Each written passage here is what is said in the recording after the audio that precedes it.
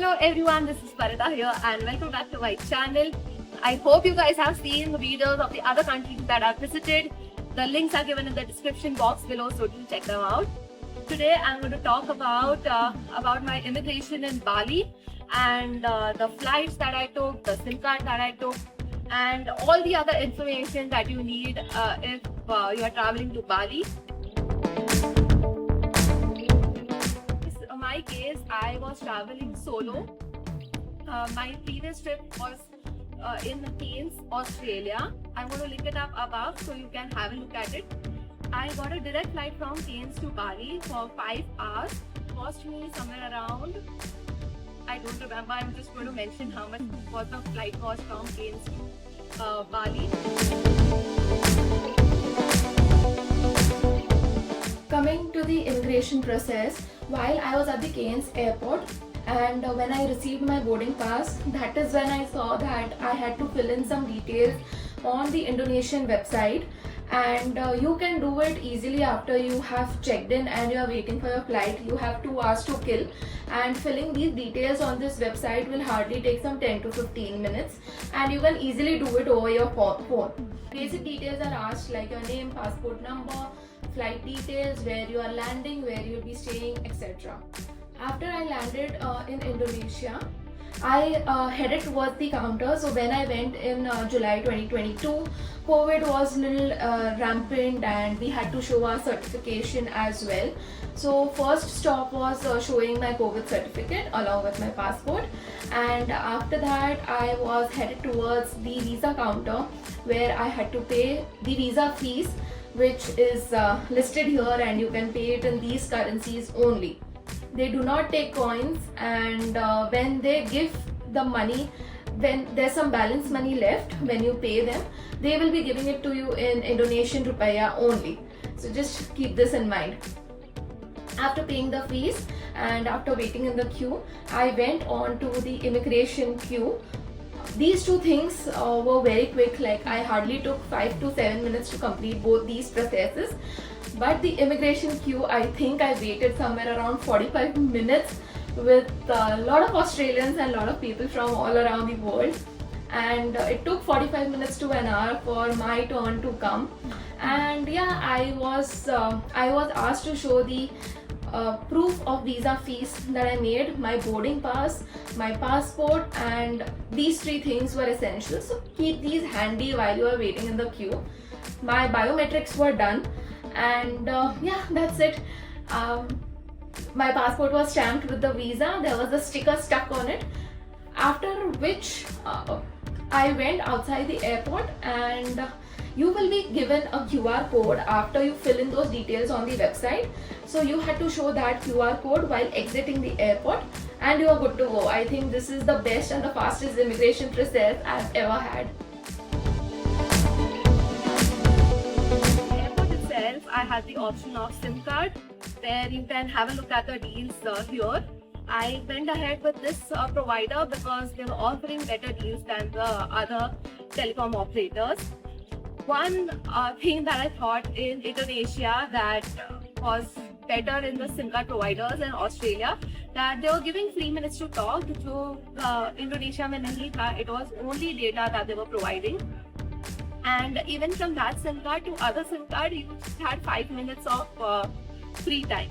So because I landed at 3 o'clock in the morning, I took a SIM card from the airport itself.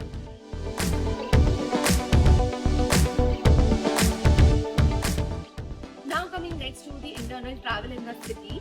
Since I was traveling solo, what I thought is hiring a cab for the entire day did not make sense at all, because obviously the driver would charge money while he was waiting for me.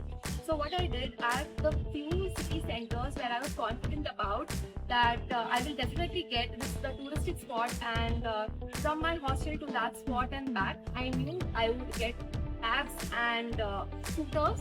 So I downloaded these apps called Grab and GoCheck, and I used these for a couple of days for my traveling inside Bali, which you're going to see in the next vlogs, where I've used Grab and GoCheck and where I've used cabs. So stay tuned for my next vlogs in Bali and you'll come to them. why the benefit of Grab and Gojek is they are going to charge you only for, to drop you from point A to point B. They are not going to charge you waiting fees, of course. So while returning, you book this another cab, which turns out to be extremely cost effective, because I remember I have paid 15,000 IDR for a few trips, which is 100-200 rupees, जो India के खर्चे के हिसाब से बराबर होते हैं.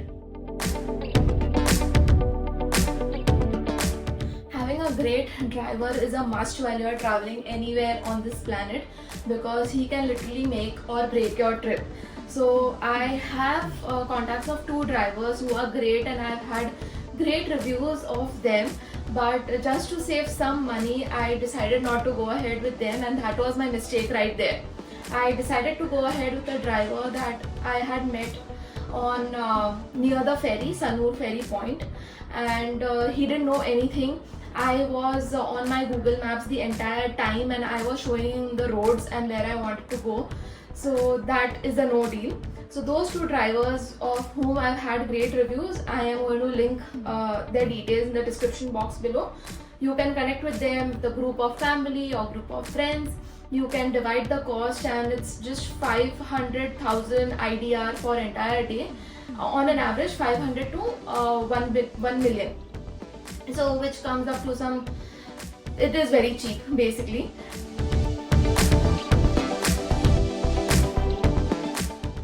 Coming to food, did not have food at a local joints because वहाँ पे काफी सारे non-vegetarian options थे, and I'm a vegetarian. Bali has a lot of vegan cafe options, and which is centrally in Ubud, and you can check them out in Seminyak, Canggu, Sidman, and in Uluwatu as well. So one of the cafes that I've been dying to visit, of course everybody wants to go there, is Time Cafe, which is I went to in Uluwatu, but they also have another one in Canggu. There are a lot of cafes. Just walk into any cafe in Ubud, and you are going to end up getting great food, great drinks, great alcohol, great milkshakes. Everything's going to be great, and the costing is somewhere around same as it is in India, which is around 1,000 to 2,000 rupees per person that you will end up paying. I'm going to tell you how I decided my hotel and hostels where to stay. So since I was solo traveling, I divided 7 days in 2 parts. One is hostel and one is a hotel.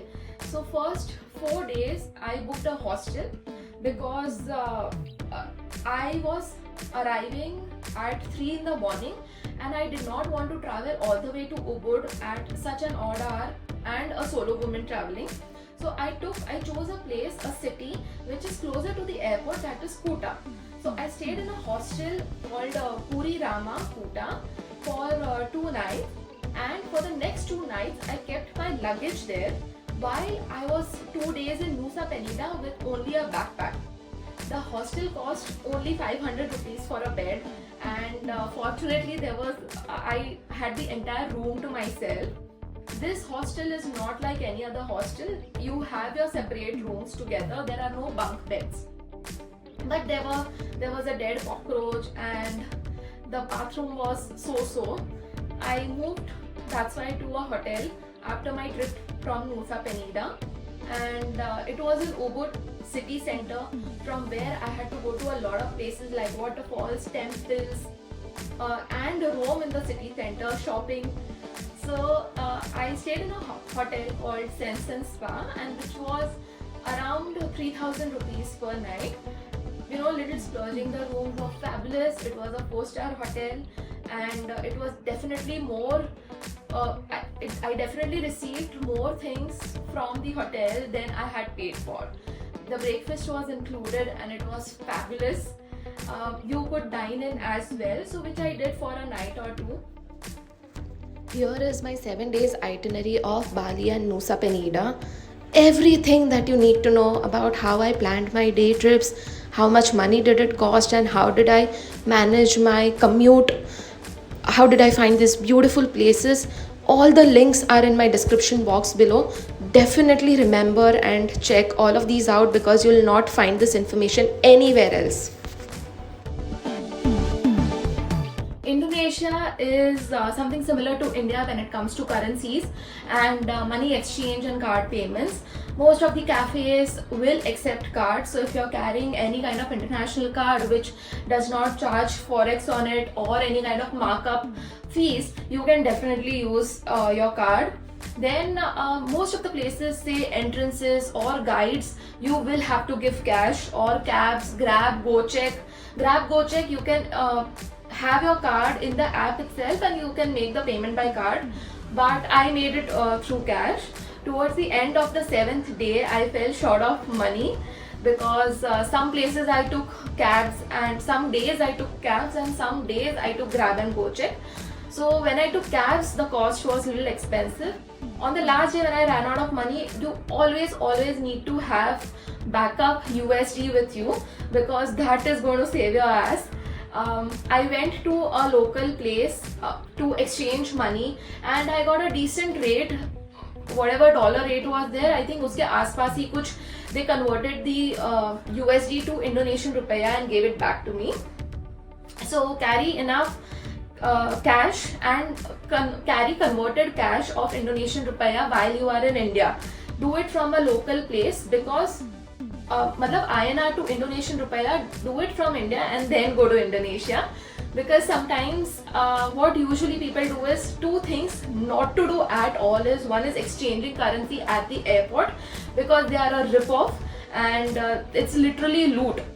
And another thing is that people carry USD from here, so they convert INR to USD, they carry USD to Indonesia, and while landing there they convert USD to IDR. So again, this is a thing not to do because you are paying conversion fee twice. Like first is when you are converting from INR to USD and second time is when you are converting from USD to IDR, Indonesian rupiah. So why do you want to pay conversion fees twice, right? So carry sufficient cash, take an estimate of what things you are going to shop, where all you are going to need the money for drivers. Hotels you can already book on various websites and aggregators websites, so that is already taken care of.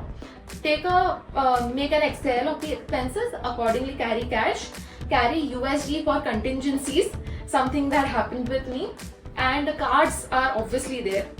Another thing to remember is to inform your bank that you are traveling, because if the bank gets a notification that there is a transaction on the card which is in Indonesian rupiah, if they are not aware, they will think that it's a scam and they'll block your card.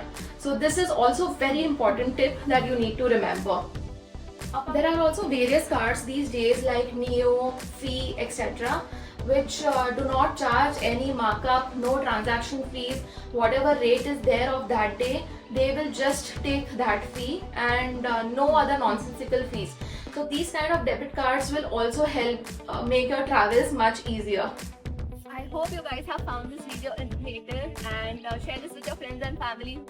This basically helps them out in planning better while they are traveling.